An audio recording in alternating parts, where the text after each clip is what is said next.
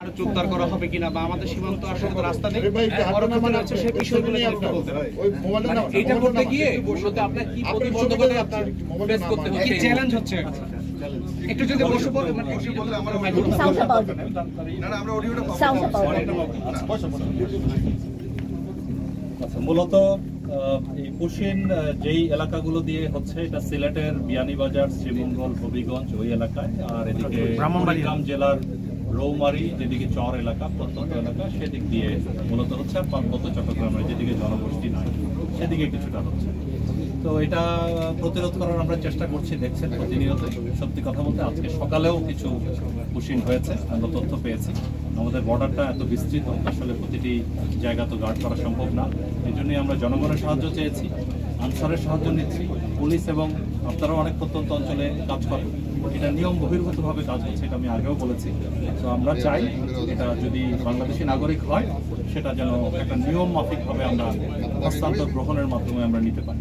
সেটা আমাদের পররাষ্ট্র মন্ত্রণালয়ের পক্ষ থেকেও লেখা হয়েছে, আপনি শুনেছেন।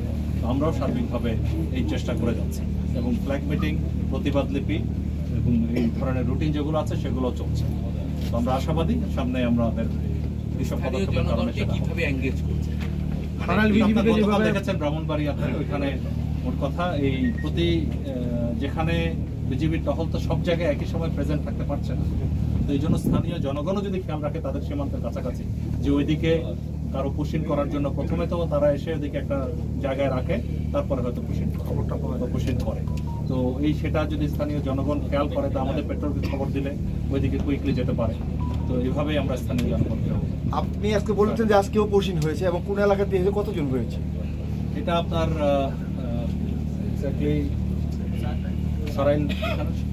সরাইলের আমাদের ওইদিকে ব্রাহ্মণবাড়িয়ার ওদিক দিয়ে কিছু হয়েছে। এক্স্যাক্টলি তথ্য আমরা নিচ্ছি, এখনো সঠিক তথ্যভাবে পাই নাই।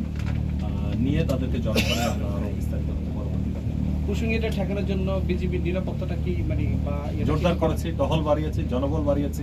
সবাইকে বলছি যেসব জায়গায় যত তথ্য আপনারা পান আমাদেরকে সহায়তা করুন, সেক্ষেত্রে সেটা সম্ভব। আর যাদেরকে পুশিং করা হচ্ছে, যাদেরকে পুশিং করা হচ্ছে তারা আসলে কারা? তারা আপনার মূলত বাংলাদেশি, যারা গত কয়েক বছর থেকে ইতিপূর্বে ইভেন 20-30 বছর আগেও ভারতে বিভিন্নভাবে গমন করেছিল। তবে আমি আবারও পুনরাবৃত্তি করতে চাই, যারাই গমন করে এটা হস্তান্তর গ্রহণের একটা প্রক্রিয়া আছে সুনির্দিষ্ট, সেটা ফলো করা হলে দুই দেশের জন্যই ভালো হবে।